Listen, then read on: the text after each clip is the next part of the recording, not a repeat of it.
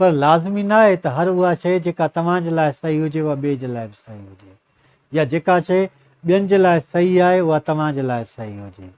तव्हां ज़िंदगीअ में खोड़ सारा अहिड़ा माण्हू ॾिठा हूंदा जेके अञा ताईं उहे न सम्झी सघिया आहिनि त उन्हनि खे करिणो छा आहे या उन्हनि खे अॻिते वधिणो छा आहे। उहे हमेशह हिकु गहरी निंड में हूंदा आहिनि। निंड मां मुराद या जेका निंड अखियूं बंदि करे सुम्हणु न, पर हुननि जे शऊर में उहा शइ ईंदी कान्हे का जेका हमेशह सम्झ वारी हुजे या अकुल वारी हुजे। उहे हमेशह लाशऊर जी दुनिया में एतिरा त महू हूंदा आहिनि ऐं हू पंहिंजो पाण खे एतिरो त महदूद रखी छॾियो आहे उन्हनि पंहिंजे ख्वाबनि खे, पंहिंजी क़ीमत खे, पंहिंजे वैल्यूज़ खे, पंहिंजी अहमियत खे, जो हू सम्झी नथा सघनि त उहे काॾे वञी रहिया आहिनि ऐं छा करे रहिया आहिनि। सुजाॻ थियो, हाणे खां ई सुजाॻ थियो, छो जो जॾहिं तव्हां सुजाॻ थींदा आहियो त तव्हां में ज़माने जी ॼाण अचणु शुरू थी वेंदी आहे। जॾहिं तव्हां सुजाॻ थींदा आहियो त तव्हांखे इहा ख़बर पवंदी आहे त हीउ दौरु कहिड़े तरफ़ वधी रहियो आहे। तव्हां जॾहिं सुजाॻ थींदा आहियो त हर उहा शइ जेका माज़ीअ में अहमियत वारी पर उहा हलंदड़ वक़्त में हाणे उहा ओतिरी अहमियत नथी रखे।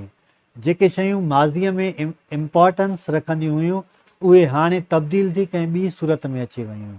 इवन तव्हां जेका इहे मोबाइल फ़ोन यूज़ कयो था पिया, शुरूआति में कीअं हुई ऐं हाणे कीअं आहे, ऐं ईंदड़ कुझु सालनि खां पोइ हुनजा फीचर्स अञा बि तब्दील थी वेंदा। मुस्तक़बिल में जेकॾहिं तव्हां झाती पाए ॾिसंदव त हर उहो शोबो जेको हिन वक़्तु अहम आहे उहो ईंदड़ वक़्त में एतिरो अहम न हूंदो, पर ॿी जदीद टेक्नोलॉजी अची वेंदी ऐं उन्हनि शयुनि खे वधीक अहमियत ॾींदी या उन्हनि खे वैल्यू ॾींदी।